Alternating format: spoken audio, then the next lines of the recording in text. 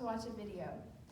And most of those videos that you see on Facebook that are meant to make you emotional and teary don't really get to me. This video was one of people who are colorblind receiving special glasses that would help them see color better. One middle-aged man was standing in his front yard to receive his glasses, and that day he saw the colors of the sunset for the first time in his life. Watching that video, I started crying, not because I was feeling for him, but because I suddenly felt extraordinarily selfish. Things like the colors of the sunrise and sunset, the fact that the sun rises and sets every day, every tree or flower and blade of grass, and the fact that the world spins just so, without fail, every day, were all things that I expected.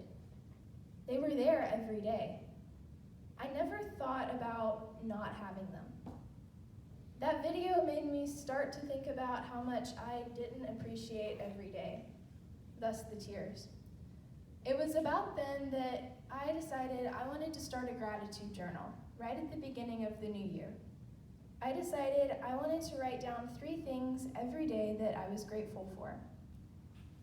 It was hard not to forget at first or just get too busy, but without fail, I wrote in my journal every day that year, minus 1 week. That year, I counted 1,074 things that I was grateful for. 1,074. There was a lot more thinking that happened between watching that video and the 1,074 things. I can't pinpoint it exactly, but a few months later, I started asking myself the question, do I really deserve all of these things I've been taking for granted? The Bible talks a lot about how we are made in God's image, and we are his chosen children.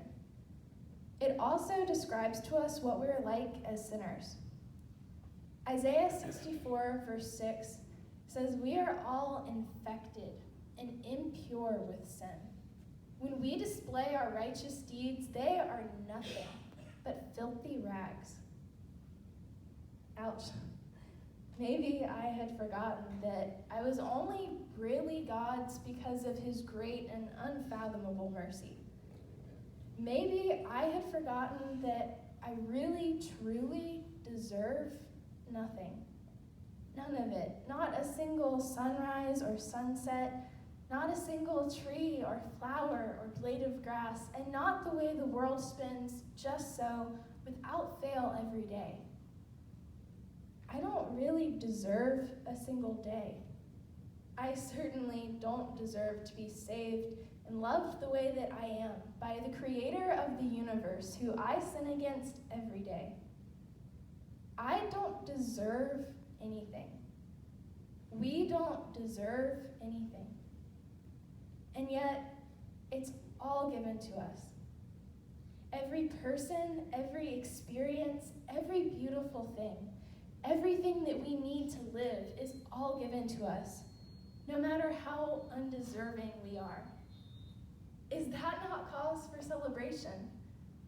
I started to think so. Now came the next hardest part in my process of learning. Now I needed to start to find the things that I took for granted, didn't deserve, and had gifted to me anyway. It sounds like it should be easy, right? But I'll just tell you, it was really not. Writing in my gratitude journal day after day, though, I eventually found myself seeking out things to write in it. The more and more I sought out things to write down, the more gifts I started to notice in the world. A little over a year later, I'm still using my gratitude journal. We'll see if I can find more than 1,074 things to be grateful for this year. I feel that it's improved my life, and it's why I don't want to stop using it. And it's why I want you to start. I want that same kind of transformation for each of you. And the best place to start is by simply looking for it and writing it down. Brother David Stundelrast, a Benedictine monk, once said, quote, "You think this is just another day in your life. it's not just another day. It's the one day that's given to you today. It's the only gift that you have right now. And the only appropriate response is gratefulness, unquote.